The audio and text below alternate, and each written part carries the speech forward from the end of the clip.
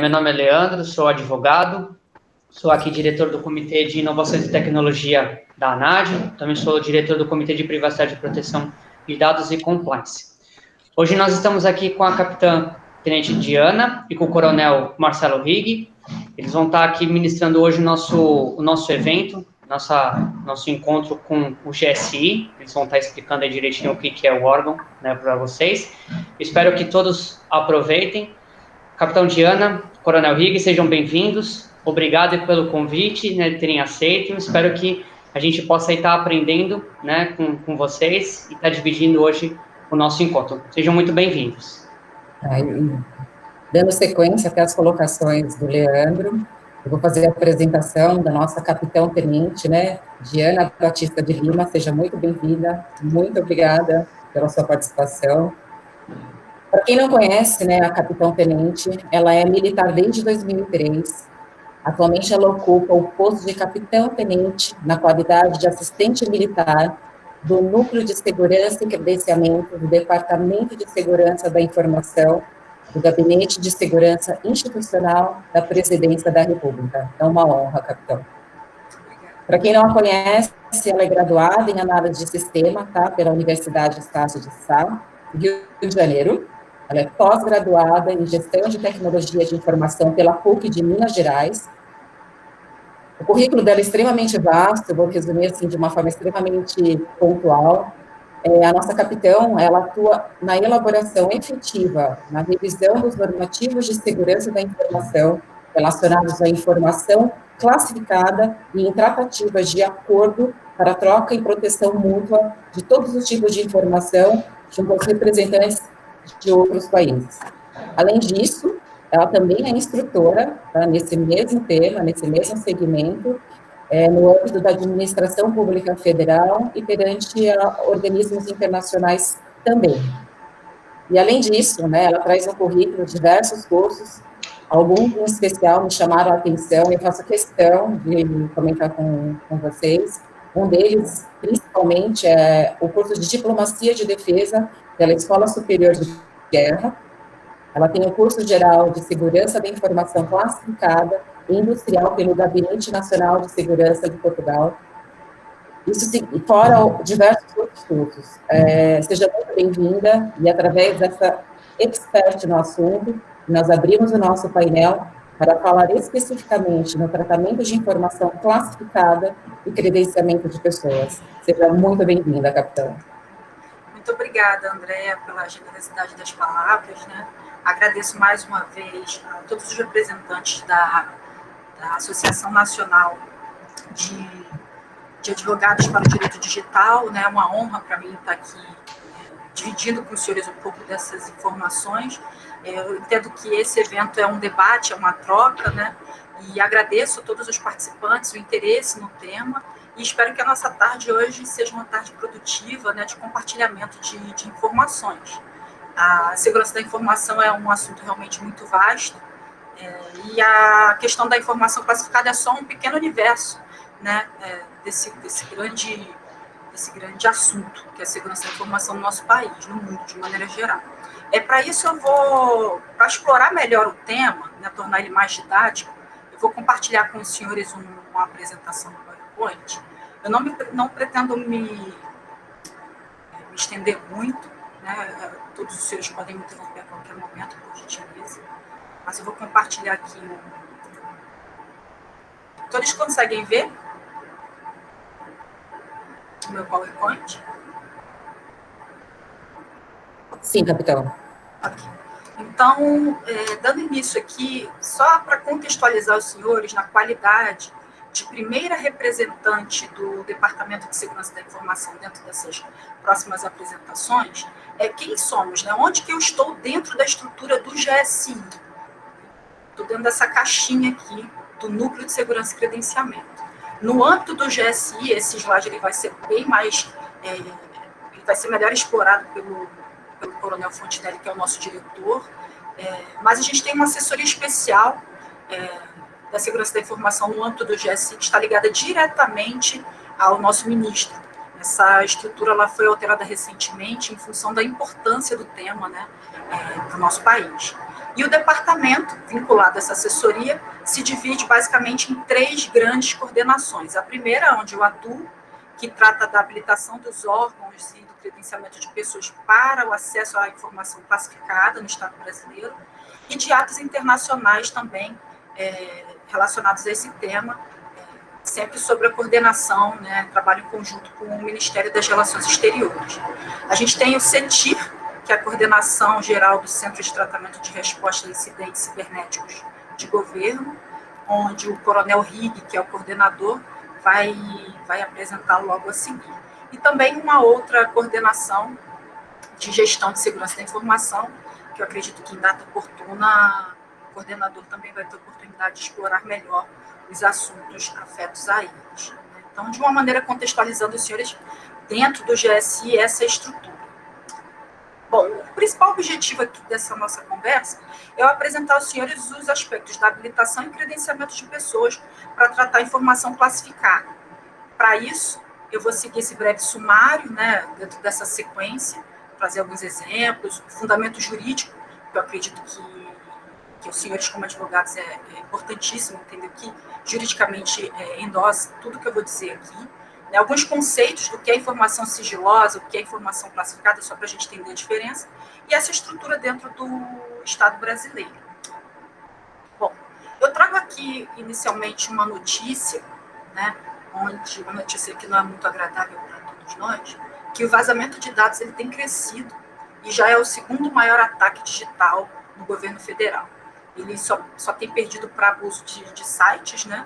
E esses vazamentos eles são uma constante, né? E só tem crescido cada vez mais.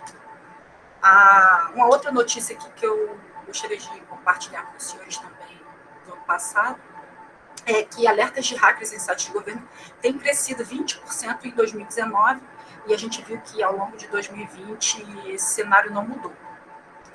Então, eu coloco esse bonequinho aqui para representar que se a gente deixa esse tipo de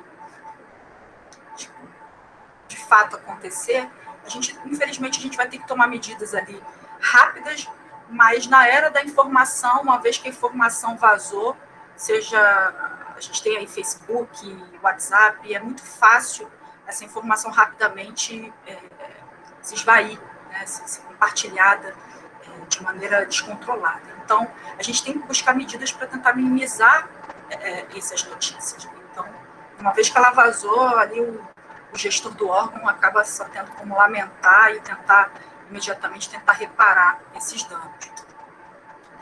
O fundamento jurídico. O que a gente pode fazer no âmbito da administração pública federal para tentar proteger as nossas informações?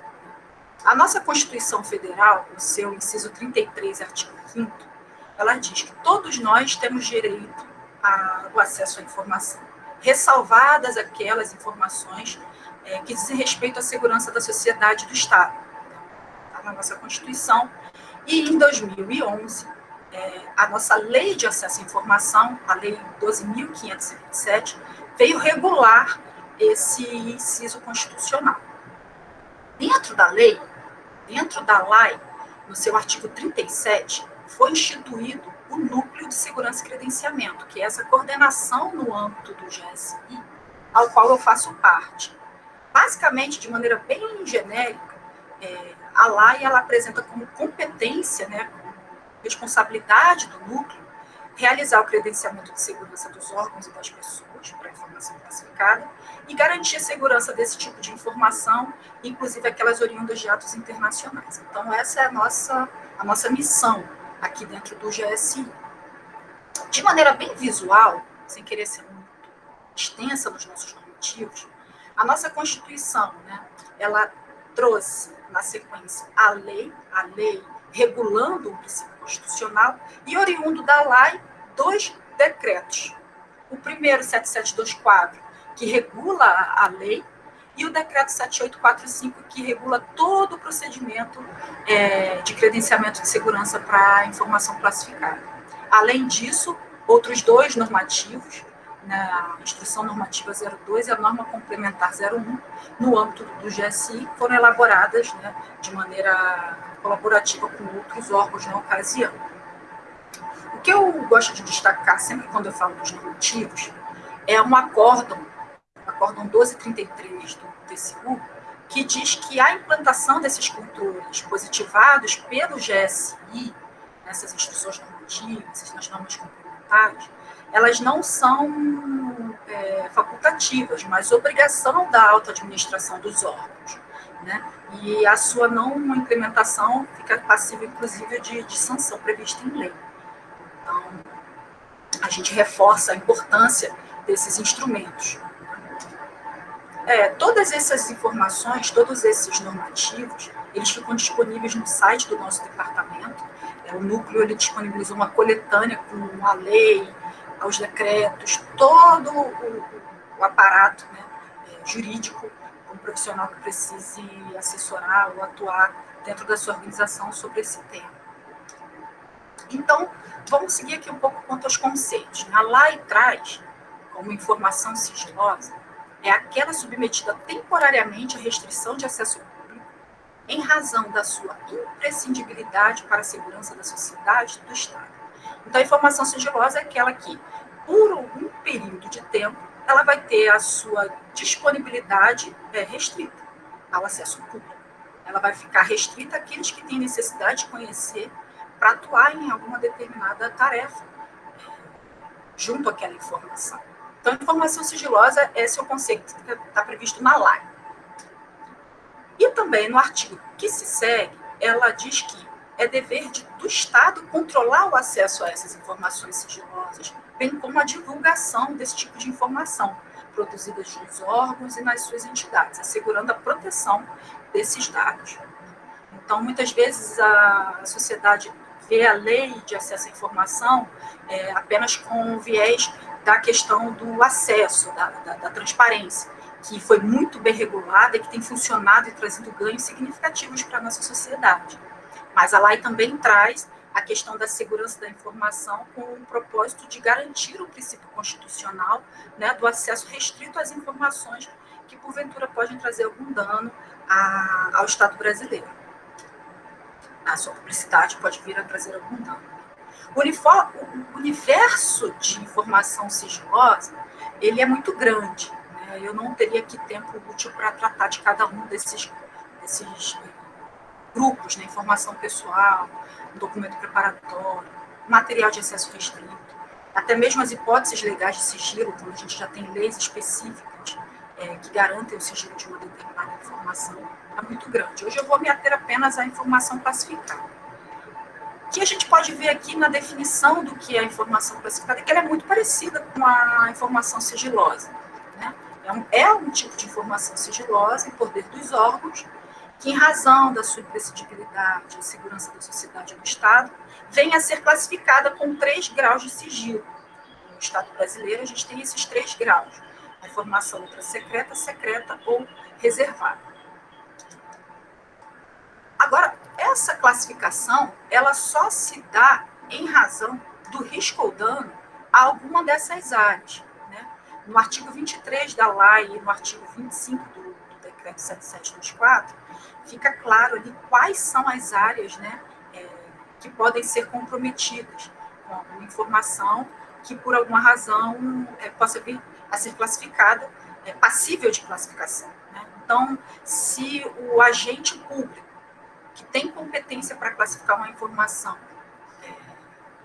ao atuar, percebe que aquela informação pode causar um risco ou dano à defesa e soberania do país, ou à pesquisa e desenvolvimento científico, ou a relações internacionais, enfim, diversas dessas áreas, ele tem a competência e ele pode se valer da classificação da informação para proteger aquela informação. Então, esses aqui são alguns conceitos, né? Dentro da estrutura do processo de credenciamento no Estado brasileiro, ela é uma estrutura semelhante à de outros países, uma estrutura descentralizada. Vou apresentar aqui melhor para os senhores. O Núcleo de Segurança e Credenciamento no GSI, dentro dessa estrutura, ele é um órgão de registro central. Ele é responsável por credenciar um gestor e um suplente dentro do órgão e habilitar um posto de controle, que é uma área onde essas informações vão ser manuseadas, armazenadas, elaboradas, mantenidas, de maneira geral. Esses órgãos de registro abaixo, que estariam vinculados, habilitados pelo GSI, seriam os órgãos de registro nível 1, que, teoricamente, são os ministérios ou órgãos equivalentes, Banco Central, enfim. Então, o núcleo habilita esses órgãos, né, esses ministérios, credenciando pessoas mesmo, que são as figuras dos gestores, e verificando se aquele posto de controle segue os requisitos previstos nas normas. O órgão, uma vez habilitado, cabe a ele credenciar as pessoas e talvez até mesmo empresas, onde venha a tratar a informação classificada, cabe ao órgão fazer esse controle e essa gestão, bem como aos órgãos subordinados a ele. No caso aqui, eu trouxe como exemplo o Ministério da Justiça e Segurança Pública. O núcleo habilitou o Ministério da Justiça. Agora compete ao Ministério da Justiça, nessa nossa estrutura descentralizada, habilitar a Polícia Federal e as pessoas da Polícia Federal, né, do órgão de registro nível 2, seriam credenciadas por um gestor específico ali, da própria Polícia Federal. Então, é uma estrutura descentralizada.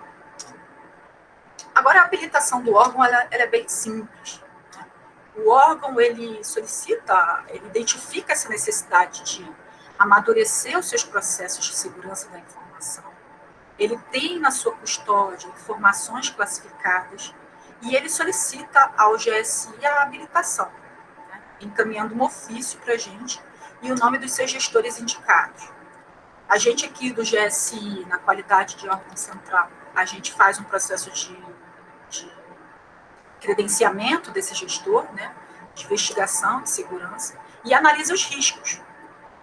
Se os riscos são aceitáveis, essa figura, esse gestor titular e suplente que representa o órgão, ele é credenciado. E compete a ele, dentro das suas responsabilidades, providenciar, né, atender os requisitos previstos nos normativos do GSI quanto ao tema, né, quanto ao posto de controle, enfim, adotar todas essas medidas.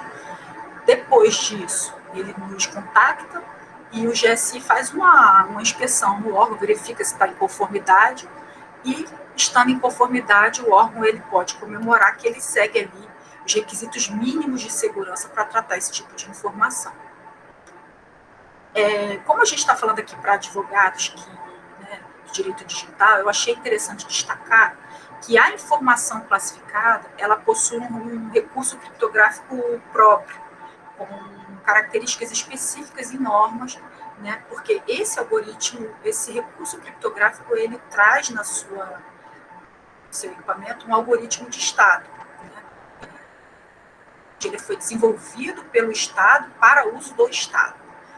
Então, essas características desse requisito, essas características desse recurso criptográfico, elas são previstas nessa instrução normativa específica, né, que dispõe sobre esses parâmetros e padrões específicos desse recurso.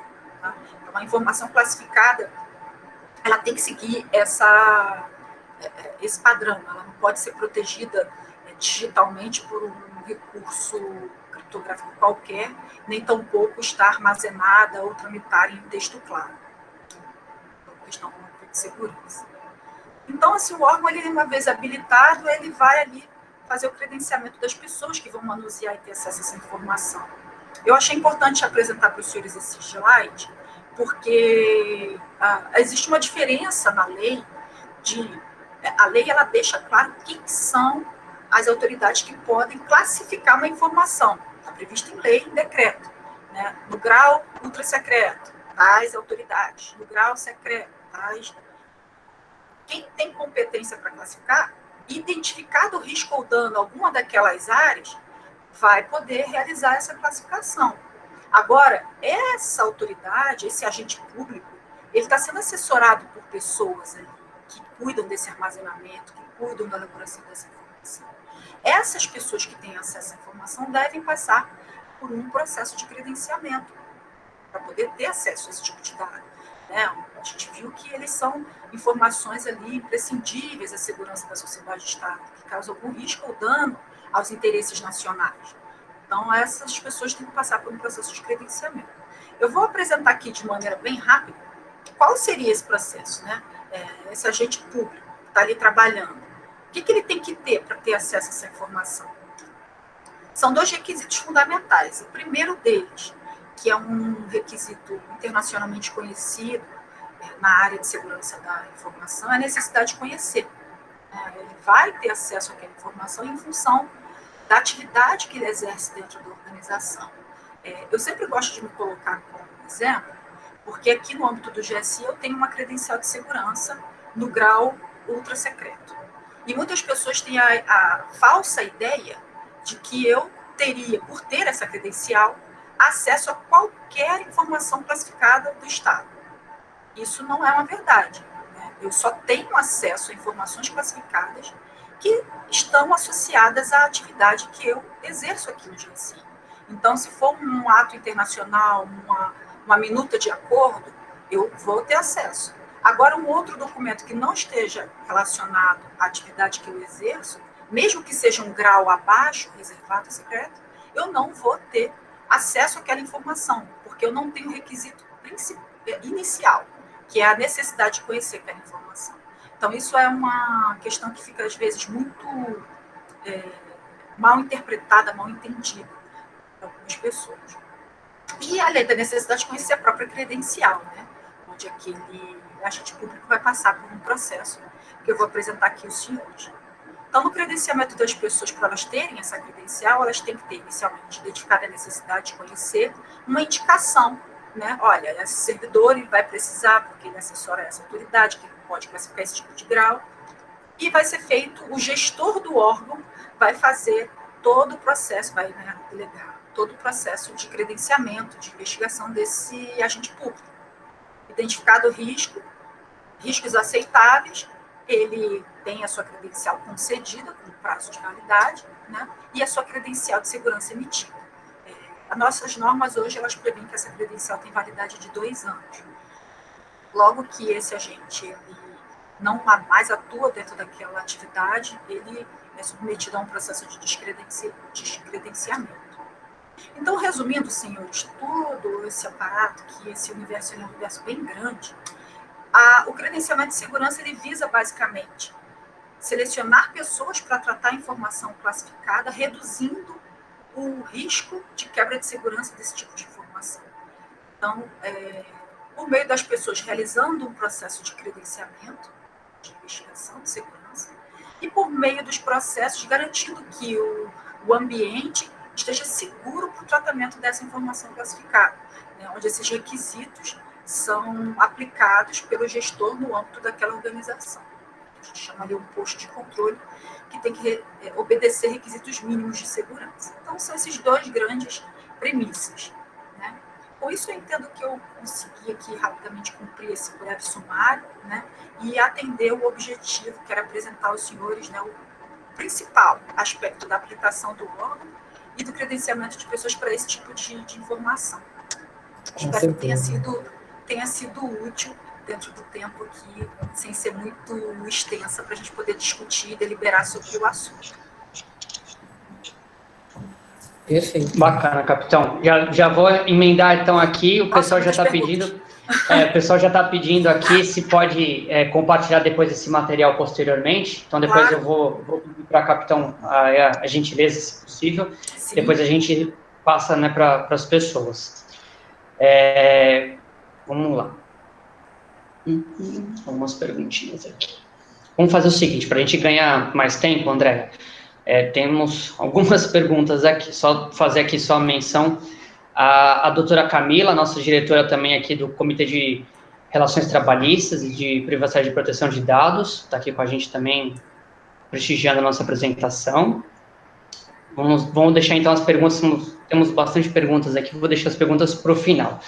Deixa eu só apresentar, então, o coronel Marcelo Antônio Riglia, oficial do Exército Brasileiro, graduado em Ciências Militares pela AMAN. Ele é graduado também em Informática pela UR-Camp, no Rio Grande do Sul, e mestre em Segurança Cibernética pela UFSM, também no Rio Grande do Sul. Possui uma vasta experiência como pesquisador nas áreas de segurança e detecção de anomalias cibernéticas, Tem participação também em diversas conferências, como a SBSEG, a SICOM US lá em Washington. Participou também como palestrante e apresentou aí diversos trabalhos sobre a detecção de ataques de DDoS em tempo real. Também participou da produção de uma ferramenta de detecção chamada DDoS by RQA.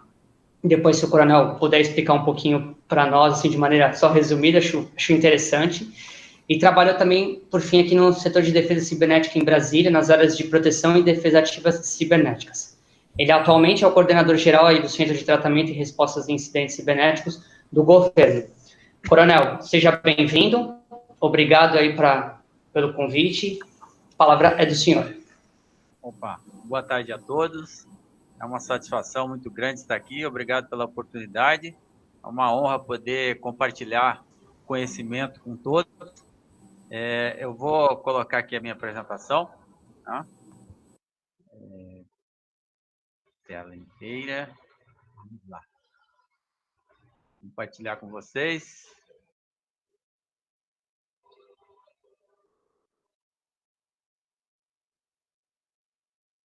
Estão conseguindo ver?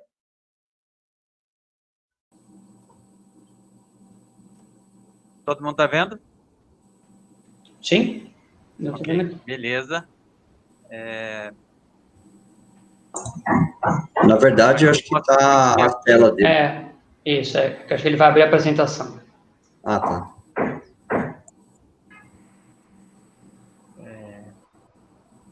Uma janela, né? Compartilhar.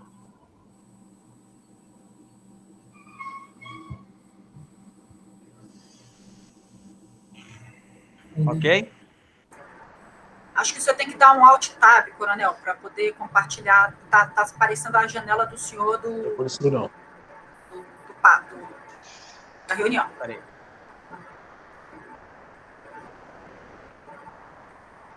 É tela inteira, né? Está com uma tela ou com duas telas? Eu estou com duas telas aqui. Quando você pede, quando você solicita a apresentação, aí do lado tem duas janelinhas, a do lado direito, que provavelmente é o monitor 2. Vamos ver se agora vai. Agora foi. Ok, beleza. Tá bom. Desculpa por esse problema técnico. Ok. Bom, muito obrigado, então, pela oportunidade. Então, eu pretendo fazer um apanhado geral do CETIGOV. Então, para que vocês entendam o nosso CETIGOV, nosso centro, e que a gente possa enquadrar o CETIGOV também num nível nacional. Então, seguindo então, o objetivo é apresentar as atividades de prevenção, tratamento e resposta a incidentes cibernéticos de uma IT, sob a ética de atuação do Centro de Tratamento e Resposta a Incidentes Cibernéticos de Governo, então o CETIGOV, do qual, como falou a Diana, eu sou o coordenador. Então, eu vou procurar colocar a apresentação com base no trabalho que o CETIGOV tem, tá, nas suas atividades, sempre buscando mostrar como está organizada a segurança cibernética a nível nacional. Então, o CETIGOV está enquadrado dentro do Departamento de Segurança da Informação e está também sob o guarda-chuva aí do Gabinete de Segurança Institucional, que é o nosso GSI. Então, nós temos uma subordinação inicial ali do departamento e depois do Gabinete de Segurança Institucional. Como a Diana já mostrou, nós temos aqui assessoria especial, então tem o Gabinete de Segurança da Informação Institucional e nós temos a assessoria especial de segurança da informação. A assessoria, ela está ali num nível acima do Departamento de Segurança da Informação, e aí nós temos as diversas coordenações, que é o núcleo, que a Diana já apresentou, o CETIGOV, que é o qual eu sou coordenador, e a coordenação de gestão, que trata de toda a parte de legislação, normativos.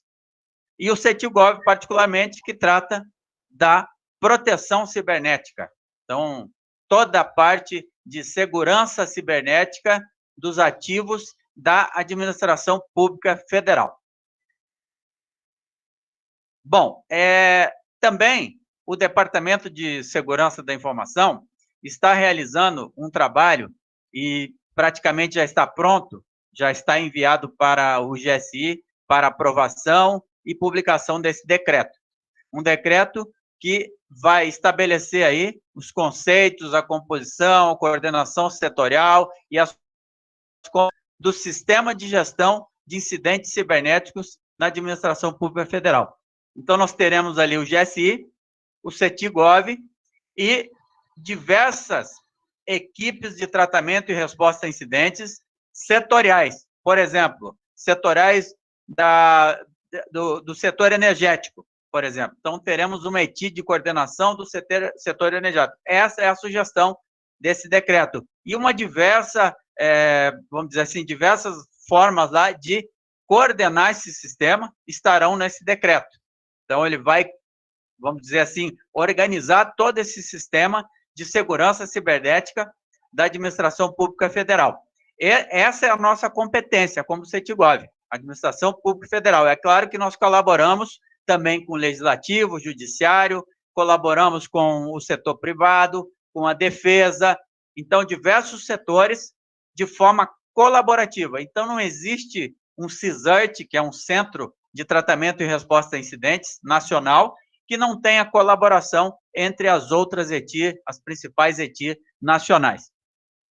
Bom, essa apresentação, eu procurei não só colocar essa parte, vamos dizer assim, institucional do CETIGOV, mas vocês vão ver que tudo que eu apresentar aqui vai fazer sentido, vai ter uma conexão entre os slides que passaram. Então, vai aumentando o nível de criticidade até chegar no final. Inclusive, eu vou passar algumas sugestões para que até mesmo todas as instituições possam usar, mas não só as instituições da administração pública federal, mas também qualquer instituição do setor privado, da defesa, quem quiser utilizar, pode verificar que durante essa apresentação eu vou tentar fazer, inclusive, lançar sugestões. Então, eu procurei fazer algo que possa ser diferente para que todos se interessem pela palestra, mas não só a parte institucional do CETIGOV.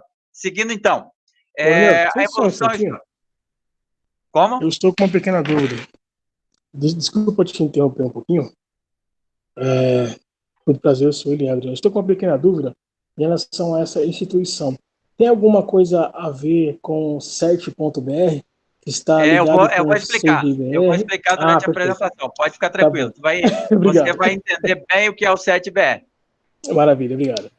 Eu vou fazer um apanhado geral. Nesse apanhado geral, eu vou mostrar todo o sistema de segurança cibernética nacional. Então, vai ter lá as divisões, setor privado, setor público. Então, fique tranquilo que eu vou responder durante a apresentação. Bom, evolução histórica, tratamento de incidentes no Brasil. Então, nós tivemos aí, como primeiro CISART de responsabilidade nacional, foi justamente o CERT-BR. Foi criado em 1997, o CERT-BR, que cuida de toda a parte do setor privado. Então, o CERT-BR tem ligação forte com o setor privado. Nós tivemos depois, em 1997, o CAIS-RNP, que cuida de toda a parte de universidades, toda a parte de ensino, tá, de universidades do país inteiro. Então, ele coordena toda essa comunidade. Então, ele está fortemente ligado com a comunidade de educação, a comunidade de universidades federais e outros órgãos aí de educação. Em 1999 surgiu o SERPRO. Então, todo mundo conhece o SERPRO, tem uma base de dados imensa. Então, foi outro CISART que surgiu em 1999, o SERPRO. Depois, em 2004, surgiu o CETIGOV. Então, o CETIGOV veio aí, foi o quarto CISART de responsabilidade nacional a ser criado. Então, com a competência de cuidar de toda a administração pública federal, ou seja, coordenar todas as equipes de tratamento e resposta a incidentes da Administração Pública Federal. Então, já podemos ter uma ideia aí. O CET-BR é toda a parte do setor privado, o CAIS-RNP toda a parte de universidades, o CETIGOV com toda a Administração Pública Federal e a Defesa, que inclusive nós temos alguém da Defesa aqui assistindo, acho que é o Coronel Nestor Lana está aí com a gente. Então, toda a parte da Defesa é dividida também. O Brasil é bem definido. Existe uma definição bastante, vamos dizer assim, perceptível, que a cibernética é dividida. Defesa, setor privado, Administração Pública Federal e universidades.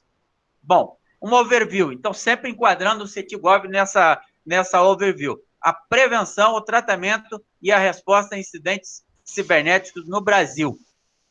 Então, o que é um IT ou o que é um CISART? Um IT ou um CISART é toda equipe ou grupo que vai cuidar da prevenção, tratamento e resposta a incidentes de uma comunidade. Pode ser uma IT, por exemplo, de um ministério. Pode ser um CISART, que no caso é o CETIGOV. É um centro de tratamento, de prevenção, tratamento e resposta a incidentes. Então, nós temos aí uma IT, o que ela faz? Ela vai ou coordenar, que é o caso do CETIGOV, coordenar, e é um CISART de responsabilidade nacional, ou ela vai somente fazer o tratamento, a resposta e a prevenção dentro da sua instituição. No caso do CETIGOV, nós somos um CETI, um Centro de Tratamento e Resposta a Incidentes de coordenação. Em um ministério, nós temos uma equipe de tratamento e resposta a incidentes que vai cuidar de todos os ativos da informação daquele Ministério X. Bom, vamos lá. Um CISART interno, como eu falei, cuida dos ativos da informação daquela instituição somente. Ele não cuida das externas, que é o caso do CETIGOV. Então, é um ministério, exemplo, uma agência. Então, ela tem lá uma equipe de tratamento e resposta a incidentes. CISARTs nacionais, é o caso do CETIGOV. Temos ali exemplos. O Japão e outros aí, diversos países, têm os seus CISARTs de responsabilidade nacional. O caso do CETIGOV é um CISART de responsabilidade nacional que cuida de todos os ativos da Administração Pública Federal, do Governo Federal e do Executivo. E também tem uma ligação colaborativa com o Legislativo, Judiciário, setor privado, Defesa, etc. É um centro de coordenação, porque ele coordena, o CETIGOV coordena as outras equipes de tratamento e resposta a incidente da APF e colabora com as equipes de tratamento e resposta a incidente de outros setores, setor privado, defesa, legislativo e judiciário. Não é nossa competência, mas nós colaboramos. Colaborar hoje, em termos de um CISART, é fundamental. Temos os centros de análise, que, inclusive, é um amadurecimento do CETIGOV. Então, podem ver que eu estou enquadrando aqui a parte teórica também no CETIGOV. Um centro de análise, o que faz? Um centro de análise vai levantar vulnerabilidades que ainda nem aconteceram em uma determinada comunidade e vai tentar prevenir que aquela comunidade tenha aquele incidente nos seus ativos. Então, nós já estamos fazendo isso. Nós criamos um centro de compartilhamento, prevenção e análise de vulnerabilidades lá dentro do CETIGOV.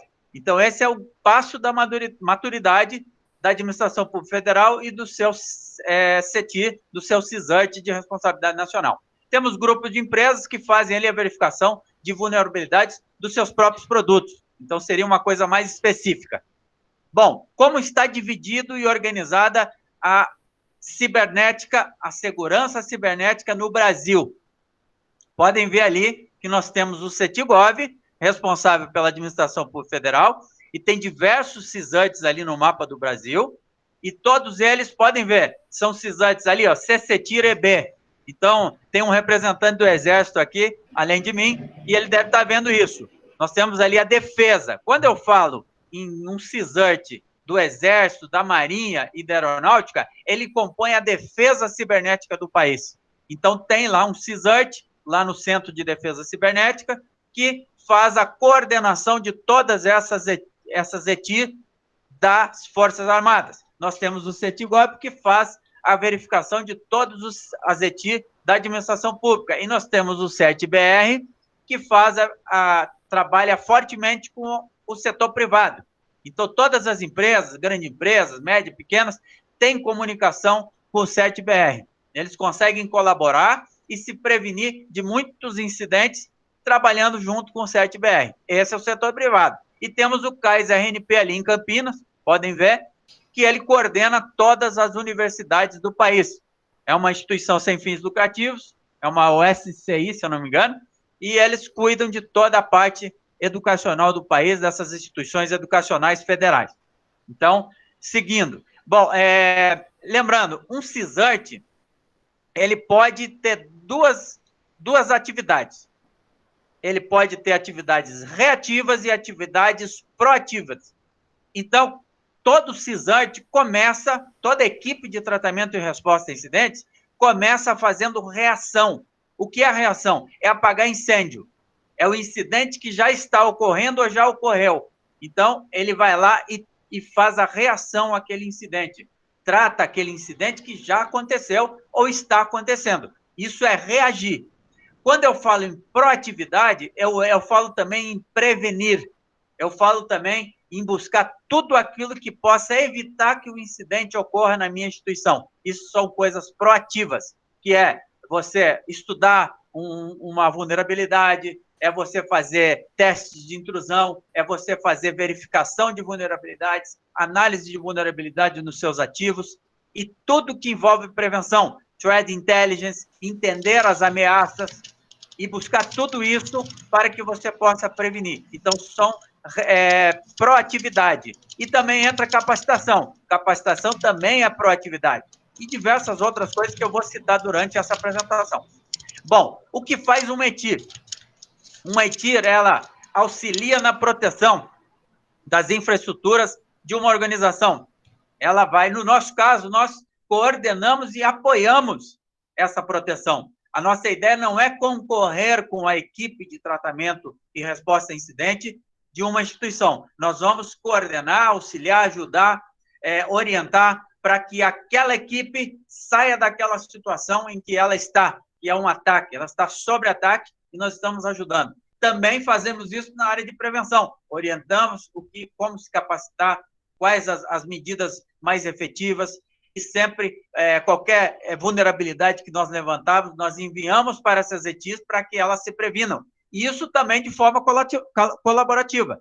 Hoje mesmo a gente mandou uma vulnerabilidade para toda a nossa comunidade, não só para a administração pública federal, mas para toda a nossa constituinte, que é o legislativo, o judiciário, o setor privado, setor bancário, FEBRABAN, todo mundo, eles recebem lá a vulnerabilidade, verificam se tem aquele sistema e já vão fazer alguma medida para evitar aquele ataque, para evitar aquele tipo de ataque nos seus ativos. Então, isso é colaborar. Hoje em dia, isso é fundamental. Responder aos incidentes, já expliquei. Então, é uma equipe de tratamento que responde. No nosso caso, nós coordenamos e apoiamos essa reação, essa resposta. Prevenir incidentes, ali, ó, e auxiliar na detecção. Ação colaborativa. Então, aqui enquadrando o CETIGOV. O CETIGOV se comunica e colabora com todos esses órgãos. Podem ver aí, tem defesa, tem Polícia Federal, tem a BIM, tem setor bancário, tem uma diversidade muito grande. Empresas públicas, empresas privadas. Nós colaboramos aí com uma infinidade de instituições. Então, podem ver ali, CETIGOV, 7BR, e tem a defesa também lá com o CDCiber. O último grande parceiro que nós tivemos, podem ver ali um pouco à esquerda e abaixo da tela, nós temos aqui a CISA, que é a Cyber Security Infrastructure Security Agency, é a Agência de Segurança de Infraestruturas de Segurança Cibernética dos Estados Unidos. Então, esse último alerta nós geramos em função do que a CISA colaborou conosco. Então, isso é muito importante, colaborar é tudo hoje em cibernética. Então, está aqui, o nosso último parceiro aí que nós tivemos, há pouco tempo atrás, nada mais que 3 ou 4 meses, a gente está colaborando com o CISA. Então, está sendo muito efetivo. Então, só para representar o que é a colaboração. E também tem a confiança. Sem confiança, não existe colaboração tem que ter cooperação, compartilhamento e comunicação. A confiança é muito importante. Então, eu não posso saber que tem um ataque em alguma instituição e eu vou lá e conto para todo mundo que foi atacado o órgão tal. Não. Tudo que a gente faz de notificação, de recomendação e alertas, eles são sanitizados. Ninguém nunca vai saber de qual órgão que foi. Então, isso é importantíssimo. É a confiança. É o órgão que colabora conosco saber que ele pode confiar. Que ele pode confiar na nossa segurança, que não vai haver vazamento daquilo que está sendo colaborado. Então, importante isso aí. Confiança é tudo também entre os CISARTs e entre as equipes de tratamento e resposta. Bom, aqui vem uma parte interessante. Eu vou começar agora a fazer um apanhado do cenário atual, mas ele não vai ser particularizado para a administração pública federal, não. Eu estou fazendo aqui um apanhado geral, um overview geral da situação atual e suas dificuldades, tanto nacionais quanto internacionais. Então, é um apanhado genérico que pode se enquadrar em qualquer país, em qualquer desses setores, todos vivem as mesmas dificuldades. Não estou particularizando para a APF, ok? Bom, cenário atual, suas dificuldades. Então, o importante desse slide é saber que quando eu estou sofrendo um ataque ou um incidente, eu tenho um incidente na minha instituição, em média, olhem que absurdo, em média, nós levamos, isso não só no Brasil, mas no mundo inteiro, mais de 200 dias para detectar, em média. É óbvio que tem equipes com maior maturidade que verificam isso rapidamente, mas, em média, a detecção de um incidente, eu tenho um incidente dentro da minha rede, eu levo dias ou até meses para poder detectar esse incidente. E isso é uma perda de milhões de dólares, milhões de reais. Isso não só no setor privado, em todos os setores. Então, isso aqui é muito importante saber. O gap de detecção é muito grande. Cenário atual ainda, ataques cibernéticos aumentam com a pandemia. Então, nós tivemos aí um aumento bastante grande e todo mundo deve ter acompanhado pela imprensa que as companhias elétricas foram fortemente atacadas com ransomware. E aqui eu vou, vamos dizer, chamar atenção que nós tivemos uma maturidade aqui bastante grande nesses fatos que ocorreram, porque uma coisa básica de ter-se uma infraestrutura crítica, por exemplo, uma distribuidora de energia elétrica, é separar a rede administrativa da rede operacional. E isso foi muito determinante nos incidentes que nós tivemos a nível nacional. Algumas distribuidoras sofreram incidentes e tinham essas redes segregadas. E isso foi fundamental. Não houve danos maiores porque as redes estavam segregadas. Um procedimento básico que evitou grandes problemas a nível nacional. Imaginem uma cidade inteira ficar sem energia elétrica devido a um ataque cibernético. Isso já aconteceu em outros países, não no Brasil.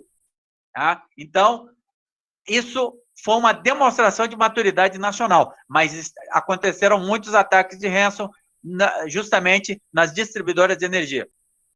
Bom, além disso, com o advento da 5G, nós teremos um aumento exponencial de equipamentos de IoT, que são sensores de internet das coisas. Nós teremos aí cidades que serão montadas em cima do 5G. Isso já existe em outros países, e cidades sendo planejadas em cima dessa tecnologia nova. Por quê? Porque a quantidade de sensores vai aumentar muito. Como a resposta da internet, da banda, é muito mais rápida, eu tenho uma resposta para as requisições muito maior, isso aí vai facilitar eu ter sensores. Por exemplo, carros que vão ter sensores e vão se comunicar uns com os outros, para evitar que eles se choquem. Exemplo. Então, tudo vai estar interligado. Esse aumento vai ser exponencial e, com isso, vai aumentar a nossa superfície de ataque. Quanto maior os equipamentos de IoT, maior a superfície de ataque. Por que eu digo isso? Porque os equipamentos de IoT, muitas vezes, eles se preocupam com a usabilidade e não com a segurança. Então, muitas das vezes, tem um equipamento de IoT que tem uma senha default, uma senha padrão, e que eu não consigo nem mudar. Eu vou ter lá um equipamento, vamos dizer, um equipamento uma câmera, e eu não consigo mudar a senha padrão desse equipamento. Então, a indústria tem que se preocupar cada vez mais em segurança e não em usabilidade. Então, eu não posso ter um hardware que eu não posso mudar a senha padrão. Então, isso, às vezes, é uma dificuldade. Existem equipamentos pensados para os anos 80 e 90, e não para o nível de segurança que nós necessitamos hoje. Mas isso está evoluindo e crescendo, mas ainda é uma dificuldade. Infraestruturas críticas. Com a industrialização do país, as infraestruturas críticas vão aumentar cada vez mais. E isso requer, vocês viram ali que eu falei sobre um procedimento básico, dividir a rede operacional da rede, segregar a rede operacional da rede administrativa, coisa básica, mas tem que existir essa cobrança. Por isso, aquela nossa divisão, aquela sugestão de ter cada setor ter a sua ETI, o seu CISAT, o seu centro de setorial, a sua equipe de tratamento e resposta setorial, que vai se comunicar com as outras ETI daquele setor, e o CETIGOV vai se comunicar com aquele setor, se for da administração pública federal, a não ser que seja colaborativo. Mas, se for uma infraestrutura crítica da administração pública, o CETIGOV vai estar lá trabalhando e se comunicando com essas ETI. Integrações complexas e diversas. Então, quanto mais equipamentos, maior a nossa superfície de ataque, maior as informações que eu vou ter, maior a quantidade de logs, maior as informações que têm que ser condensadas. E isso começa a ficar humanamente impossível se eu não automatizar alguma coisa. Eu vou ter que começar a automatizar o máximo que eu puder. Então, isso é uma dificuldade. Integrações muito complexas, poucas pessoas trabalhando em um centro de operação, um SOC, por exemplo, e uma diversidade imensa de informação, e eu não consigo, às vezes, detectar aquela que é mais importante, acaba passando. Então, sobrecarga das equipes de resposta a incidente. Cenário atual e suas dificuldades. Como eu falei, isso aqui é muito importante para entender os próximos slides. O gap de detecção. Então, existe um gap ainda muito grande entre a minha instituição, a minha empresa, a minha organização sofrer um ataque e eu perceber esse ataque. Isso é importante saber. Tem um gap ainda muito grande. O que a gente tem que fazer? Lutar para diminuir esse gap. Incentivar a indústria nacional a ter ferramentas que façam isso. Então, ao longo da palestra, eu vou mostrar as sugestões. Bom, desafios e sugestões. Então, é aumentar a resiliência cibernética das redes e sistemas. Então, algumas sugestões que nós podemos passar para que todos entendam o cenário e também possam pensar na sua própria instituição. O que eu posso fazer para buscar esse caminho? Bom, vamos lá, vamos começar do básico. Qualquer ETI, qualquer centro de tratamento e resposta, ou qualquer SOC, ele começa reagindo. Ele começa reagindo, mas para reagir eu preciso o quê? Saber que eu tenho um ataque na minha rede. E como que eu faço isso? A detecção. Mas ainda tem um gap muito grande. Exemplo, o hacker entra dentro da minha rede, ele extrai um documento e posta lá no Pastebin. Estão vendo ali à direita e acima? O Pastebin é uma plataforma em que os hackers colocam aquilo que eles exfiltraram de instituições e colocam lá um banco de dados, por exemplo. Para quê? Para se projetar. Eu consegui pegar o banco de dados da empresa tal, que é uma empresa muito grande. Ele coloca lá para se vangloriar e para ter visibilidade no cenário nacional. Então, mas isso já é leite derramado. Se está postado lá, é porque eu não detectei no tempo correto. Eu vou detectar depois que tiver no Pastebin. Aí eu tenho um sensor, um web crawler, que vai puxar isso e vai me dizer, porra, fui atacado. O CETIGOV vai avisar, você foi atacado, tem um vazamento de dados da sua instituição. A gente tem o sensor que vai lá e pega isso na internet aberta. Nada intrusivo, é internet aberta, qualquer um pode ter acesso. Bom, então tá ali, o peão já foi derrubado, o checkmate, o que for aí, quem entende de xadrez, então já é o leite derramado. Bom, é preciso avançar. Prevenção. Eu tenho que buscar a prevenção em primeiro lugar. Prevenção é todas as atividades de prevenção antes que eu seja atacado. Então, eu tenho que reforçar a minha segurança. Tenho que ter minha segurança em níveis. Eu tenho que buscar a prevenção, entendendo vulnerabilidades, testando os meus sistemas para que eu possa prevenir. E buscar o máximo de detecção, diminuir esse gap. Como nós vamos fazer isso? Eu ainda vou mostrar nos próximos slides. Detectar é importantíssimo, mas a prevenção vem em primeiro lugar.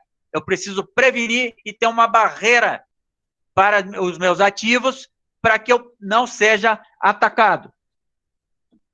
Então, seguindo, prevenção, importante, detecção, é importante diminuir o gap. Aí eu reajo, recupero e colaboro. Colaborar é importantíssimo. Eu tenho ali, eu coloquei uma plataforma de compartilhamento de vulnerabilidades, que é o MISP, ela é open source, não estou fazendo propaganda porque é open source, mas o CETIGOV utiliza, e diversas outras instituições utilizam. O próprio CDCiber, que nós temos um representante aqui da Defesa, eles usam o MISP. Nós já temos contato aí, instância com a Petrobras, com a Índia, com o CERT, me perguntaram sobre o CERT, né, que é responsável pelo setor privado. A gente colabora com o CERT-BR e também troca informações com eles para que a gente possa se prevenir e vice-versa. E se a prevenção não for eficaz? Olha só, então eu faço todo esse trabalho de prevenção, mas a minha prevenção, o meu IPS, o meu firewall, a minha capacitação, o meu teste de intrusão, a minha análise de vulnerabilidade, eu fiz tudo isso, mas sobrou 2% que eu poderia ser atacado. É mais ou menos isso que acontece na vida real. A gente consegue prevenir em torno de 95% a 98% dos incidentes, simplesmente atualizando os meus sistemas, atualizando o meu servidor, atualizando, capacitando, buscando análise de vulnerabilidades, mas tem 2% que são ataques que não estão previstos. E aí o atacante entra na minha rede. O que fazer? Então, prevenção não pode ser mais tratada como única forma de defesa. Não é. E vamos entender que segurança, depois de tudo que eu já falei, segurança não tem bala de prata. Segurança cibernética não tem bala de prata. É um processo que se constrói e que se amadurece a cada dia que se coloca um tijolinho lá. Cada tijolinho que eu coloco é uma parte do amadurecimento daquela instituição, até eu chegar no nível que eu vou mostrar nos próximos slides, que seria o estado da arte da segurança. Bom, se a prevenção não for eficaz, detecção. Eu só tenho uma maneira de fazer, de me proteger, se a minha prevenção não deu certo. Eu já tenho um atacante dentro da minha rede. Então, tá ali, não é mais se um incidente de segurança vai acontecer, é quando. Tenho certeza disso. Todas as medidas de prevenção, todas as medidas preventivas e proativas, ainda assim, seremos atacados. Qual é a única forma que eu tenho de detectá-lo, esse ataque? Detectar o ataque, detectar o incidente dentro da minha rede. Como? Então, eu tenho que ter maneiras de saber que aquele comportamento dentro da minha rede é anormal. Aí entra uma série de coisas, inclusive o que eu falei aqui de detecção em tempo real, a gente tem que detectar o que está lá dentro da rede. Entra threat hunting, então é caça-ameaça, é saber o que tem dentro da minha rede. E se eu não tiver uma equipe preparada, o ataque vai se desenvolver lá dentro e vai fazer o que quiser. Vai ficar lá meses dentro da minha rede. Então, eu preciso saber o que é anormal. Isso é detecção, saber que tem um ataque lá. Bom, como reduzir o gap de detecção e reação e ser mais proativo? Como eu faço isso? A evolução das ameaças é muito grande, são muito complexas. As ameaças estão evoluindo diariamente e de uma forma muito substancial e, como a gente diz, a instituição só tem uma chance de se defender e o atacante tem várias chances de atacar. Ele vai tentar até conseguir. Então, é uma rápida evolução nesse cenário de ameaças, elevado número de eventos de segurança, equipes sobrecarregadas, escassez de talentos, limitação de orçamento, complexidade dos eventos. O que eu posso fazer? Detecção em tempo real, pessoal. Detectar o que está dentro da minha rede. Se eu detectar em tempo real e com o menor gap possível, eu vou conseguir reagir e reagir de uma forma efetiva. Porque nós sabemos, quem é da área de cibernética, que o atacante pode entrar em um endpoint, em um computador de alguém que tem uma VPN da sua empresa, por exemplo. Mas ele vai demorar para chegar no centro das informações, para chegar lá no servidor onde tem a principal informação que ele quer. Ele vai demorar. Então, imagina se eu detectar ele dentro do meu endpoint. Eu posso tomar medidas para cancelar esse ataque. Então, eu vou barrar esse ataque. Então, isso é responder de forma efetiva, mas eu preciso detectar. Como? Usando ferramentas, incentivando a indústria nacional a buscar detecção em tempo real, buscar a automação dessas ferramentas para que as equipes não fiquem sobrecarregadas. Ter ferramentas de alerta.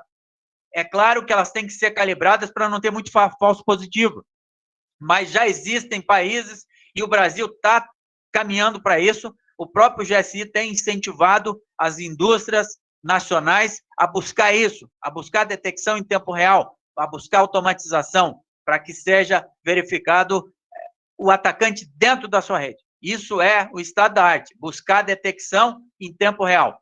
Automação, colaboração, eu já falei, monitorar continuamente. Então, saber o que tem dentro da minha rede, monitorar diariamente, constantemente, 24/7, para que eu possa saber qual o comportamento anômalo tem lá dentro da minha rede. Bom, seguindo então, prevenção mais detecção em tempo real. Então, entra inclusive o estado da arte, que é utilizar a inteligência artificial para fazer o bloqueio deste ataque. Não só manualmente, que é possível, se eu tiver uma equipe de threat hunting bastante forte, eu vou conseguir reagir e barrar esse ataque, se eu percebê-lo no menor curto espaço de tempo. Ou seja, diminuindo aquele gap que eu falei e utilizando a inteligência artificial para bloquear. Grandes nações já estão utilizando a inteligência artificial justamente nesse sentido, buscando detectar o ataque dentro da sua rede, que são aqueles 2%, ou talvez 1%, que sobra, que eu não consigo me defender, e eu tenho que ter a detecção em tempo real, e isso incentivando a indústria nacional. Vejam ali, a detecção passou a ser prioridade, e ela está ali fora desse círculo, detecção em tempo real, aí tem a prevenção, todas as medidas possíveis, e reação, recuperação, colaboração. Bom, seguindo então, se aproximando do final, desafios e sugestões.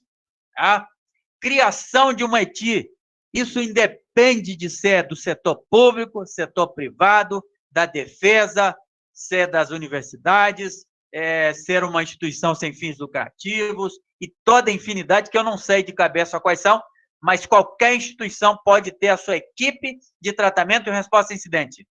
E não necessita ser a equipe de TI. O ideal é que seja separada.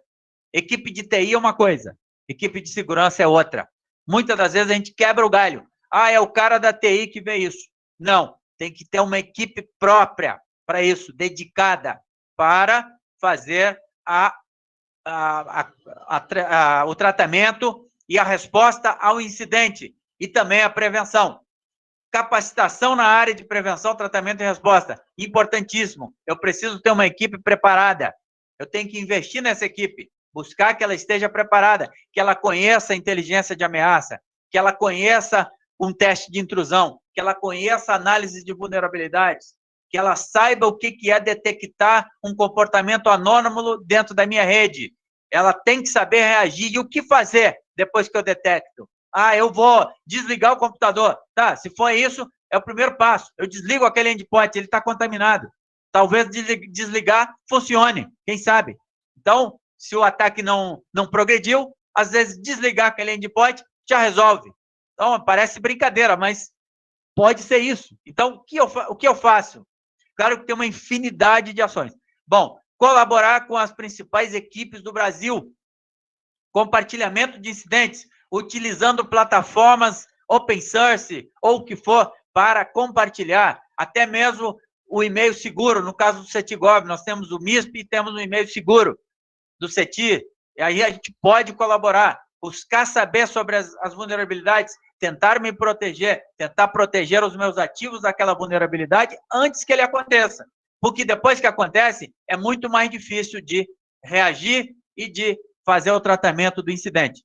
Busca de soluções de monitoramento contínuo, monitoramento de rede, do que está de cara para a internet, detecção em tempo real, IA, esse é o estado da arte. Esse é o estado da arte. Plano de resposta a incidentes. Sabemos pelas pesquisas que as instituições que possuem um plano de resposta a incidentes evitam um custo muito alto quando forem atacadas. As empresas, as organizações e as instituições atacadas que têm um plano de resposta conseguem ter um custo bem baixo em caso de uma violação de dados, por exemplo. E aquelas que não têm, o custo é muito maior. Então, um plano de resposta a incidente, pessoal, ajuda, e muito. E isso tudo que eu estou falando aqui aumenta a resiliência cibernética nacional. Não é só a resiliência da empresa, não, é a resiliência nacional. Se todo mundo fizer a sua, vamos dizer assim, o dever de casa, nós teremos um país muito mais resiliente. E a gente sabe que tudo é prejuízo. Quando tem um ataque, tanto no setor privado, quanto na defesa, quanto no governo, a gente sabe que o prejuízo é imenso. Desafios e sugestões. Plataforma de compartilhamento de incidentes, que eu falei, o MISP. Automatização. Quanto mais tarefas eu automatizar, quanto mais eu tiver soluções que automatizem ações, melhor para a equipe de tratamento e resposta. Então, é claro que não existe bala de prata. Eu vou colocar essa solução que ela detecta ataques DDoS, que é o trabalho que eu tenho. Não é bala de prata. Isso é um conjunto, teria que ser um processo todo para entender todas as ferramentas que eu teria no meu ambiente, no environment da minha empresa. Eu tenho que saber. Senão, não adianta. Eu vou ter aquela solução, vai resolver o problema. Não vai. Correlacionar dados automaticamente. Então, coletar dados, correlacionar esses dados e passar como consciência situacional para a minha equipe. Isso é importantíssimo. Conhecer o espaço cibernético, conhecer as vulnerabilidades, conhecer as ameaças. Não só me defender, mas conhecer a ameaça, o modus operandi da ameaça, como ela faz para utilizar um sistema de uma determinada instituição e entrar, como ela se comporta lá dentro. Se eu souber isso, eu vou saber detectar antes que ele cause dano. Definir dados para análise de comportamento, threat hunting. No momento, só se fala em threat hunting, que é caça à ameaça. É estar dentro da rede e saber o que está rodando no meu tráfego de rede. Buscar saber lá o que está acontecendo lá dentro. Inteligência de ameaça, conhecer a ameaça. Segurança cibernética é um processo, como eu falei. Ele não é um sistema em si, e não soluções em si. Um processo. Eu não posso pensar que são diversas ferramentas. Essa ferramenta aqui soluciona. Não. Todas as ferramentas têm que ser integradas em um sistema, porque senão eu corro risco, inclusive, de comprar ferramenta repetida, que faz metade do que a outra já faz. Então, eu tenho que entender o sistema todo, como se fosse um ambiente completo. Eu tenho que olhar lá como gerente de segurança, como chefe daquela equipe, eu tenho que olhar todo o ambiente para que eu entenda as soluções integradas. Senão, não adianta ficar comprando solução aqui e outra ali, vai só dificultar e deixar a equipe de SOC louca, porque ela não vai saber o que fazer com tantos dados, se eu não souber integrar esses dados e correlacioná-los e realizar consciência situacional. Reforçar as linhas de defesa, IPS, Firewall, UAF, todas a linha de defesa, então são camadas de defesa. Aí começa lá com o Firewall, UAF, começa com IPS, IDS e tudo. Porque se ultrapassar isso, já está dentro da rede. Então tem que reforçar as linhas, testar os sistemas, fazer os updates dos sistemas, das minhas aplicações, manter sistemas atualizados e poder, cada dia, verificar os sistemas e fazer testes nos meus sistemas, para poder testá-los e verificar se tem falhas. Conscientização dos usuários internos. Aí entra a conscientização. Não adianta nada eu fazer tudo isso e o endpoint, lá tem uma pessoa que vai clicar no phishing, que vai trazer um malware para dentro da minha empresa. Pode ser na sua casa, mas se tiver uma VPN e o meu computador for infectado com phishing, ele vai entrar no servidor da empresa. Então, eu preciso me proteger quanto a isso. E aí entra também a questão do threat hunting. Saber o que está rodando lá que é anômalo. Então, não adianta eu fazer tudo isso para prevenir e entra lá no endpoint e o usuário passa a ser o elo mais fraco dessa corrente. Então, não pode. Eu tenho que estar prevenido também para que o usuário esteja sendo, vamos dizer assim, não tenha a experiência de não clicar naquele link que é um malware, por exemplo. Então, é isso aí. Para finalizar, me pediram que eu falasse sobre a ferramenta que eu construí nos anos de 2017, 16, 17, 18. Nós temos uma ferramenta de detecção de ataques de negação de serviço, que são os ataques que derrubam, por exemplo, servidores web. Ele vai impedir um serviço. Vamos dar um exemplo. O servidor de uma grande empresa vai ser derrubado com esse ataque de DDoS, que são muitas requisições para o site, só que essas requisições vêm de um comando e controle que possui diversos computadores zumbis que vão fazer as requisições nesse servidor e vão derrubar aquele serviço. Essa ferramenta que eu tenho, ela utiliza 2 algoritmos bastante complexos, que é o algoritmo RQA, análise da quantificação da recorrência, e também o AKMINS, que é um clusterizador. Eu consigo verificar todo o tráfego de rede que entra nesse servidor, fazer o levantamento de algumas features, de algumas características desse tráfego, e colocar nesses 2 algoritmos, e ao final eu vou ter esse tráfego vai ser nominado como um ataque ou não. Por exemplo, no dia que é lançado o listão do vestibular numa universidade, o tráfego vai aumentar muito lá. Só que esse tráfego é legítimo, ele não é um ataque. Essa ferramenta ela vai dizer que aquele tráfego é normal. Se for um ataque de DDoS, que é um tráfego ilegítimo, essa ferramenta vai detectar. Quem quiser e tiver oportunidade, pode assistir no LinkedIn. Tem esse vídeo lá da minha apresentação, eu acho. Se quiser assistir, a palestra está em inglês. É só olhar lá que tem maiores detalhes. E também tem o artigo publicado, quem quiser assistir. Era isso. Agradeço a oportunidade. Muito obrigado ao pessoal da ANAT. Obrigado, Coronel. Coronel, se eu puder fazer a gentileza só de colocar, então, aqui o seu perfil no LinkedIn, o pessoal que quiser segui-lo, né? É interessante, eu sigo o Coronel. Pode deixar, vou sempre posta coisas interessantes para quem gosta, né, de segurança da informação, é excelente. Só vou voltar aqui, não sei se a André ou o Ricardo, vocês querem fazer alguma colocação, vou voltar aqui nas perguntas para a gente estar já indo para o fim. Pode dar continuidade, Leandro. Acho que o Ricardo travou.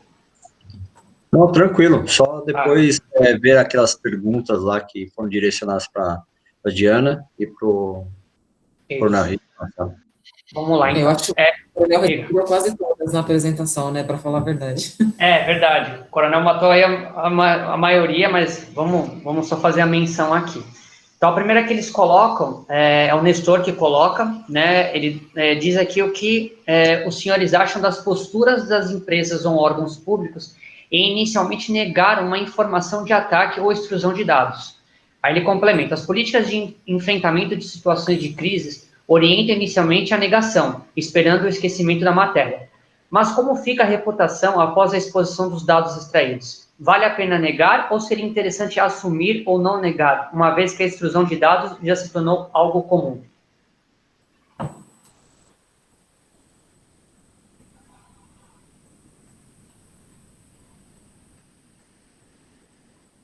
Quer responder, Coronel? Dá para repetir a pergunta? Vamos lá. O que os senhores acham das posturas das empresas ou órgãos públicos em inicialmente negar uma informação de ataque ou extrusão de dados? Aí o Nestor complementa. As políticas de enfrentamento de situações de crises orientam inicialmente a negação, esperando o esquecimento da matéria. Mas como fica a reputação após a exposição dos dados extraídos. Vale a pena negar ou seria interessante assumir ou não negar, uma vez que a extrusão de dados já se tornou algo comum? Bom, eu vou responder. Bom, essa pergunta é bastante interessante, o Nestor Lano é meu amigo. Bom, normalmente, qualquer instituição, quando está sob ataque, ela acaba, vamos dizer assim, se preocupando muito em resolver a situação daquele ataque que está ocorrendo. Portanto, muitas das vezes, as empresas entendem que assumir aquela situação naquele momento, ela pode dificultar o próprio tratamento daquele incidente. Às vezes, exemplo, tem instituição que não compartilha o ataque justamente pela falta de confiança naquele que está o coordenando. Então, ele não envia essa informação, ele nega que está tendo ataque, porque até para que ele não passe dados para ninguém. Às vezes, ele tem alguma instituição, uma própria empresa, pode estar trocando informações com outro setor, e ela vai, vamos dizer assim, não vai passar essas informações naquele momento, porque pode não ser de interesse para ela. Porém, do outro lado, e também tem a exposição, para você assumir que você teve um vazamento de dados, é muito complicado. Vai ter a exposição também da imagem, principalmente no setor privado. Então, tem essa exposição. Então, não é justo, mas é entendível que as pessoas demorem um pouco mais para assumir.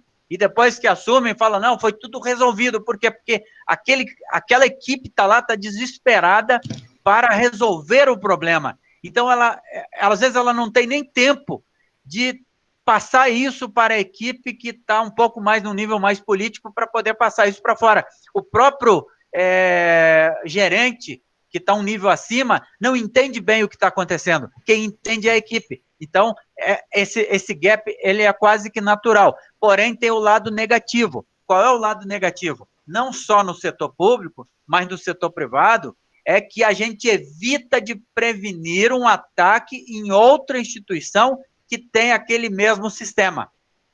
Então, isso é o grande problema que eu vejo desse gap ser grande, né? De assumir que houve o ataque, de passar para, por exemplo, se for numa instituição pública, passar para o CETIGOV. Isso dificulta que eu possa me prevenir lá em outra instituição que tem aquele mesmo sistema. E eu posso estar sendo atacado 5, 6, 8, 10 horas depois, e esse é o gap que aquela instituição não me enviou os dados daquele ataque. Por isso que o CETIGOV, por exemplo, tem uma postura proativa.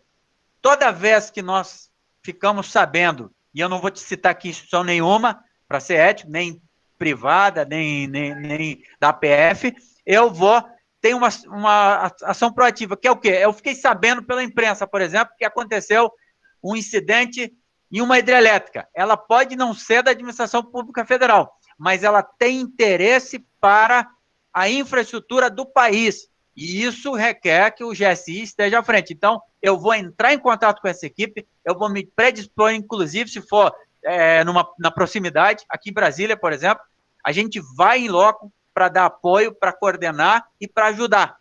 Porque essa comunicação, a própria empresa fica receosa de passar essa comunicação no momento do ataque, porque ela pode não confiar 100% que aquele e-mail, que é seguro, que essas informações não vão vazar. E aí outros hackers vão saber daquele sistema, que é o sistema 1.2.0, e ele vai ficar receoso de passar isso e que isso vaze. Então, o CETIGOV tem uma postura proativa. Vai em loco, liga para a equipe, se dispõe a estar lá, como aconteceu em algumas instituições, nós fomos no local, entendemos o modus operandi, não levamos nada de informação digital e ficamos sabendo o que era. Sanitizamos a informação e já saímos enviando alertas. Então, por isso é que cada setor deve ter a sua ETI de coordenação. Com certeza, isso ia favorecer que as equipes assumissem mais rapidamente que estão sendo atacadas. E, às vezes, ela não fala nada porque o ataque não é nada daquilo que saiu na imprensa. Sai lá que houve não sei o quê, não sei o quê, não sei o quê, E não é nada daquilo, eu já vi muito, a maioria dos casos. É isso, não aconteceu aquilo. Então, é entendível esse gap, mas quem está um nível acima, e vamos dizer assim, não é um nível acima porque entre CISARTs, entre equipes de tratamento, não tem subordinação. Entre o CETIGOV e a equipe do Ministério X, não tem subordinação. Nós somos colaboradores, então a gente vai lá para ajudar. E também fazemos isso no setor privado, se for uma infraestrutura que seja crítica para o país e que possa trazer consequências graves aí para a nação. Mas eu acho que é isso. Mas, às vezes, o motivo é simplesmente a não exposição. Uma empresa não vai passar isso para não se expor. Pode ser que seja o único motivo, mas muitas das vezes, com base na experiência que eu tenho, como CETIGOV, muitas das vezes a equipe está sobrecarregada e a própria administração não entende o que está acontecendo, porque é muito complexo, às vezes o ataque é muito complexo. Um ransomware é um ataque complexo demais. E fica difícil até falar para a imprensa que está acontecendo isso. Então, o que as empresas se portam a dizer? Está sendo verificado, está sendo tratado e tal. É mais ou menos isso que acontece, na prática. Espero ter respondido. Legal. Achei muito interessante, Coronel, essa parceria, né? Porque acho que um ponto legal que o senhor colocou na sua apresentação, essa questão, né, de que hoje a questão da segurança da informação, ela precisa realmente ser difundida, as pessoas precisam ter realmente esse conhecimento, porque é o futuro. Nós sabemos que, seja aí com aparelhos IoT, seja com, enfim, inúmeras tecnologias que nós temos hoje, né, e que teremos ainda mais no futuro, quanto mais próximo isso tiver, a gente tem esse entendimento. A gente, né, conversa muito, eu e o Ricardo, a gente é adepto a essa questão da tecnologia e eu entendo, né, que quanto mais informação as pessoas tiverem, mais o conhecimento, muitas coisas podem ser evitadas, né? E essa parceria que... Exatamente. E o principal ponto que o senhor colocou, acho que é essa confiança, né? A confiança que as pessoas têm que ter, porque realmente, que nem, né, foi colocado aqui na pergunta, essa questão, né, da exposição, ela é complicadíssima, mas eu acho que essa confiança tem que ter, porque é a base para toda uma estrutura ser desenvolvida, ser feita, e isso acontecer. Legal. Exato. Eu vou te dar um exemplo de confiança. Em alguns incidentes que ocorreram nos últimos meses, foi lançado um alerta em conjunto, inclusive é um grande passo na maturidade, vou passar isso para todos. Nós demos um grande passo na maturidade da cibernética do país, não o CETIGOV, mas o Brasil. Nós tivemos aí equipes colaborando entre o CETIGOV, Polícia Federal, o SGD, que é a Secretaria de Governo Digital, lá com o Luiz Felipe, o CAIS RNP, diversas instituições, todas juntas, trabalhando para, vamos dizer assim, responder a um incidente nacional. Isso foi muito bacana, eu participei disso. Então, ninguém quis aparecer mais do que o outro, foi uma coisa muito bacana e demonstra a maturidade do país. Existe crescimento nessa área, não só no setor privado, mas também no setor público. E o exemplo é o seguinte, foi feito um alerta por todos e colocado um PDF nos grupos. Muita gente não abriu aquele PDF porque estava receoso que ele podia ser um malware.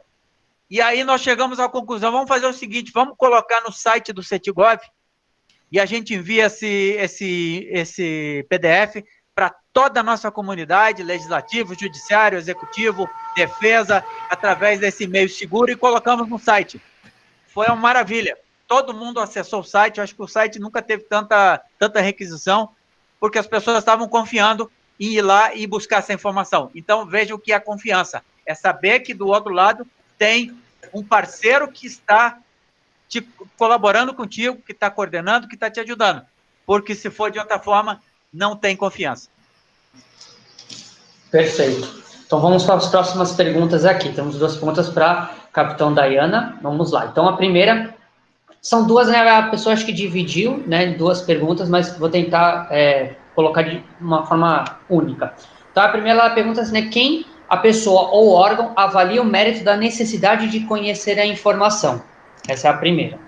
E a segunda é, considerando um ambiente tão grande, Que recursos são utilizados para garantir e facilitar o descredenciamento? Excelentes, as duas perguntas são excelentes. Começando pela primeira, na lei e nos decretos, né, isso não é definido qual é o critério que determina essa necessidade de conhecer. Isso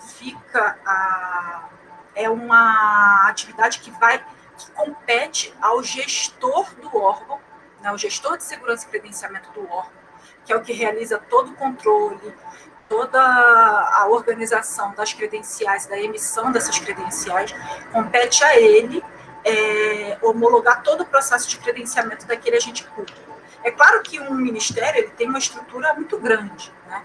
Então, um determinado setor que recebe informações classificadas, ou armazena, ou, enfim, trata esse tipo de informação, ele recebeu ali um novo agente público para exercer uma atividade dentro daquele setor, o próprio gerente daquela divisão administrativa vai fazer a requisição gestor de segurança e credenciamento. Olha, eu tenho um novo agente público aqui, vai tramitar por ele vai precisar ter acesso a esse documento no grau tal, e faz esse pedido. Esse agente público ele vai preencher um formulário, né, que a gente chama de formulário individual de dados para credenciamento, onde ele é informado da utilidade daquelas informações dele, né, para que aqueles dados vão ser submetidos a um processo de investigação, e o gestor de segurança e credenciamento do órgão vai fazer ali todo o processo de credenciamento dele, identificando os riscos, né, dentro daquele agente público. Então, o que identifica, tentando responder a pergunta, né, o que identifica a necessidade de conhecer é a função, é a atividade que aquele agente público vai exercer. A função vai determinar o pedido dessa credencial e o grau de sigilo que aquele agente daquela credencial que vai ser concedida para aquele agente público. E a outra pergunta foi o que determina o descredenciamento? Isso.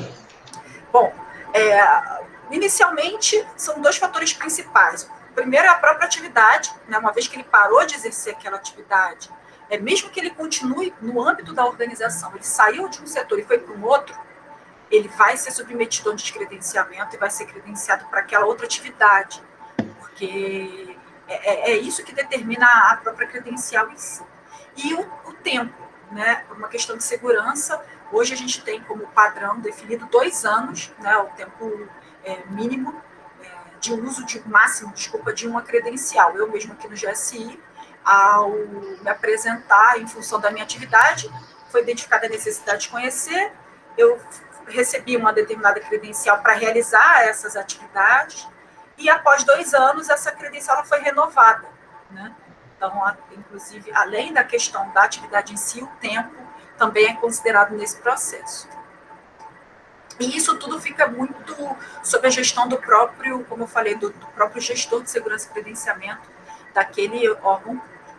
E nas nossas normas do GSI, na nossa norma complementar 01, ela detalha muito bem quais são os procedimentos que ele deve adotar, de que forma ele vai realizar aquilo. Então, isso fica bem claro ali, o como fazer dentro dessas normas complementares aqui disponíveis pelo GSI. Bacana. Legal a gente entender até como funciona esse procedimento. Eu ia perguntar exatamente isso também, a questão do tempo, porque eu tinha entendido que isso seria, no caso, capitão, visto de tempos em tempos, nesse período de 2 anos, ele vai sofrer uma nova análise. Aí, se for o caso, a credencial, ela vai permanecer, né, ela vai sofrer como chama o nome? Seria uma... Renovação. Uma renovação, isso, obrigado. Uma renovação, ou, no caso, seria feito esse descredenciamento. Exato, exatamente. E isso, mesmo que a pessoa, aquele agente público, no meu caso, que eu me citando como exemplo, né, eu continuava exercendo a mesma atividade, Mas esse período, esse marco de 2 anos, ele é bastante interessante para que nesse período novos riscos possam ser identificados naquele agente, né? A gente está falando de informações classificadas como mostrei, né? São informações que dizem respeito à segurança do Estado, informações muito sensíveis, onde em um determinado momento uma autoridade que tinha competência para classificar identificou algum risco ou dano a alguma daquelas áreas, classificou. Então, o fato de eu ter acesso àquela informação hoje, não quer dizer que aquilo é eterno, né? Mesmo que eu continue na função por 10 anos. Eu, como agente público, posso ter ali aumentado o risco de acesso àquela informação em função de alguma ocorrência, né? Eu estava envolvida com algum vazamento de dados ou algo do tipo. Então, isso tudo são medidas que visam realmente reduzir os riscos de vazamento e quebra de segurança da informação. Legal, bacana. Então, vamos lá para a próxima pergunta. Coronel, essa é para o senhor. Então, ele divide também em 2 partes. Vamos para a primeira. Como as ETIs dos órgãos públicos devem proceder para receber as notificações do CETIGOV, incluindo notificações de vulnerabilidade e medidas de tratamento? Aí ele complementa. Sei que no site existem alertas e recomendações, mas gostaria de saber se existe um canal mais direto / imediato. Excelente pergunta. Me deixa muito feliz. Olha só, eu coloquei aqui no chat o e-mail. É necessário enviar um e-mail para cetir@cetir.gov.br, cadastrando um e-mail institucional, desculpa. Esse e-mail institucional é um e-mail seguro, nós temos esse sistema todo seguro desse e-mail. Posso garantir a segurança e a confiança. E por este canal nós fazemos essa colaboração. Se essa pessoa que fez a pergunta é de uma instituição, poderá também realizar uma instância do MISP para que a gente possa trocar vulnerabilidades, colaborar e fazer essa troca de informações através do MISP, que é aquela plataforma. Já temos um servidor do MISP rodando, recebendo vulnerabilidades do mundo inteiro, de Estados Unidos, Índia, diversos países, e a cada dia isso vem crescendo. Petrobras, CERT-BR. Então, a gente consegue colaborar de uma forma bastante efetiva. Mas o e-mail já é suficiente. Manda um e-mail solicitando cadastrar um e-mail funcional da instituição e, a partir daí, é só a gente correr para o abraço. No site do CETIR, existem as orientações lá. No site do CETIR, é só procurar aí CETIGOV.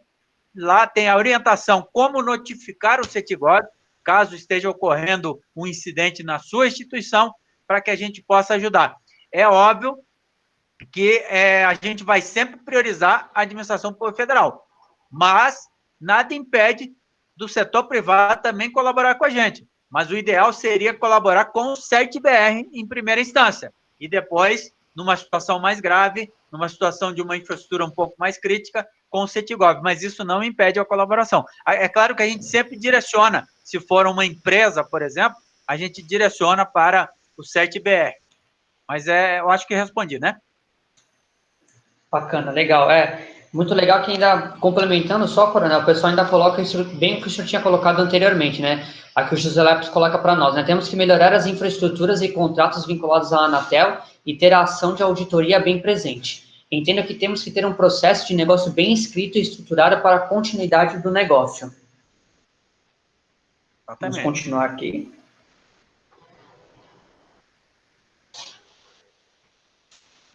Fazer só aqui, antes que eu me esqueça, né, não posso, né, fazer aqui agradecimento ao Dr. Marcelo, nosso diretor também aqui do Comitê de Crimes Digitais, e também nosso diretor aqui do Comitê de Privacidade e Proteção de Dados. O Marcelo daqui acompanhando com a gente. Legal. Aí vamos para as próximas aqui. Então, vamos lá, próximo. Coronel, ele pergunta aqui. Vamos ver. Isso o senhor já respondeu.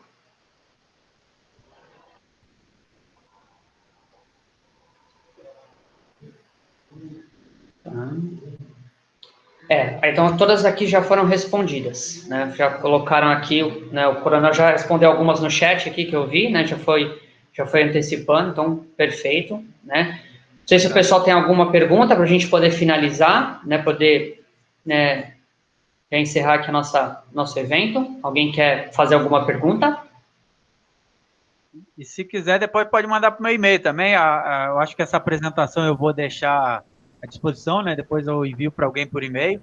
E também lá tem meu e-mail também, pode fazer pergunta lá quando quiser. Bacana. Coronel, se o senhor e a capitã Diana quiserem deixar os contatos aqui de vocês, né, gostaria de agradecer, né, o espaço, a oportunidade de poder apresentar, né, um pouquinho do GSI, né, de toda a estrutura que o Brasil dispõe, né, profissionais aí de extrema capacidade, né, a gente acha muitas das vezes que isso não existe no Brasil, que o Brasil não tem essa estrutura, essa capacidade, né, e hoje a gente quis, né, aqui o pessoal da ANAD mostrar, né, para todos que o Brasil tem sim, né, um órgão, né, gestor, aí tem profissionais capacitados e tem toda uma estrutura que nem todos colocaram aqui, né, de forma brilhante. Então, eu gostaria de agradecer. Só vou passar aqui para vocês, pessoal.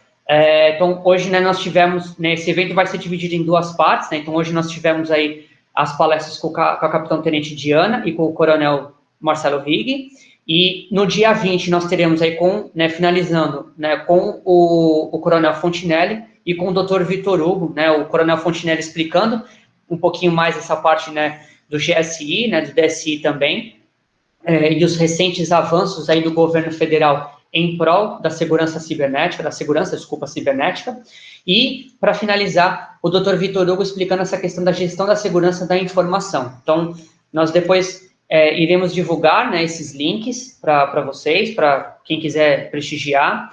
Essa apresentação vai ficar depois salva no nosso canal no YouTube, tá? Então, quem quiser depois compartilhar, quiser divulgar, vai estar depois, né, aí o Ricardo coloca para nós essa nossa apresentação.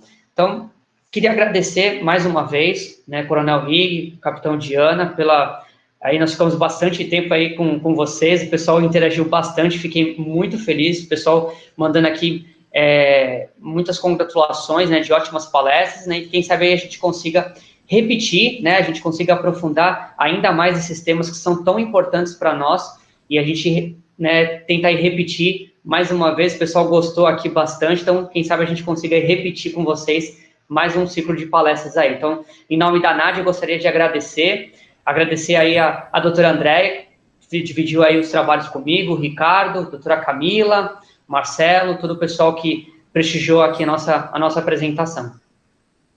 Obrigada a vocês, capitão, coronel, muito obrigada pelas colocações. Nossa, muito obrigada a todos os organizadores, bem como os participantes, né? Foi uma tarde muito proveitosa, acredito.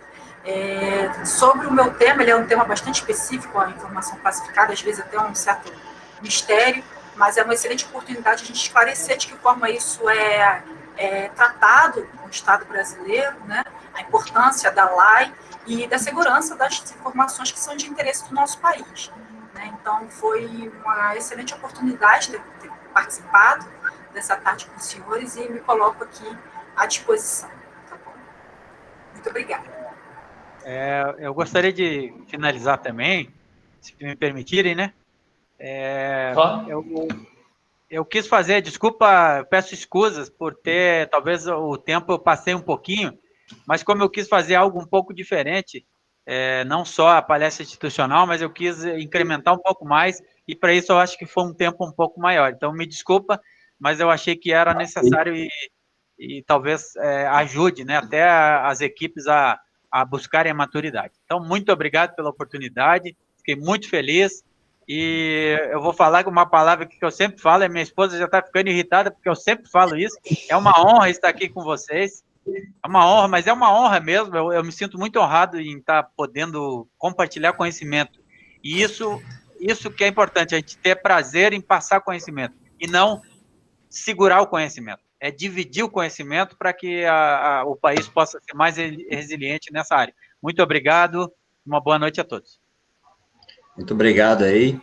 Bom, em nome da ANAD, eu também gostaria de agradecer muito a capitã Diana, coronel Rigg, Foi realmente uma apresentação sensacional, nos bombardearam de insights sobre segurança e gostaria de falar o quanto vocês representam de uma forma espetacular a nossa segurança nacional.